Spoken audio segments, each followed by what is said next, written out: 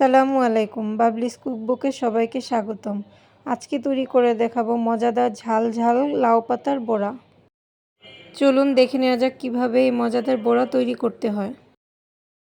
এখানে আমি আগে থেকে ভিজিয়ে রাখা 250 গ্রাম মসুরি ডাল নিয়ে নিয়েছি। ডালটাকে এখন আমি ভালোভাবে ব্লেন্ড করে নিব।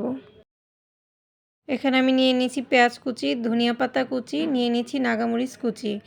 কাঁচামরিচের বদলে এখানে আমি নাগামরিচ ব্যবহার করেছি, আপনারা চাইলে কাঁচামরিচ ব্যবহার করতে পারবেন। এখন এগুলোকে আমি ডালের মধ্যে দিয়ে দিব আদা রসুন বাটা, দিয়ে দিব 1/2 টেবিল চামচ ধনিয়া ফাঁকি, হলুদ ফাঁকি, মরিচ ফাঁকি আর লবণ। এখন এগুলো সব কিছুকে আমি হাত দিয়ে ভালোভাবে মেখে নিব।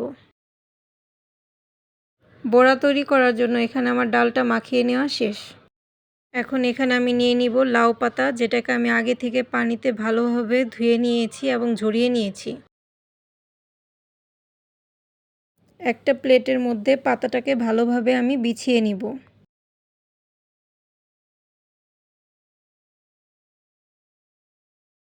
এখন পাতাটার মধ্যে আমি ভালোভাবে ডালের যে মিশ্রণটা সেটা ভালোভাবে মাখিয়ে নিব।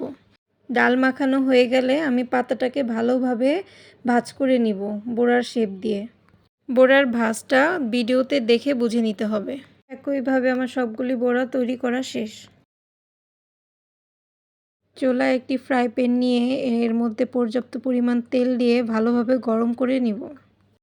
তেল গরম হয়ে আসলে এর মধ্যে আমি একে একে সবগুলি বড়া দিয়ে দিব। বড়াগুলোকে মিডিয়াম আঁচে এপিট ওপিট ভালোভাবে ভেজে নিতে হবে, যেন ভিতর পর্যন্ত ভালোভাবে ভাজা হয়।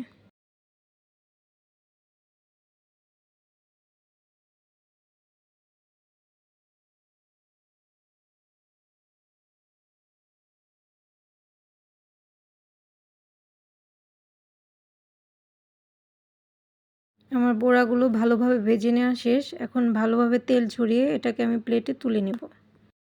তৈরি হয়ে গেল মজাদার ঝাল ঝাল লাউ পাতার বড়া। বাসায় একবার হলেও এই বড়ার রেসিপিটি ট্রাই করে দেখবেন।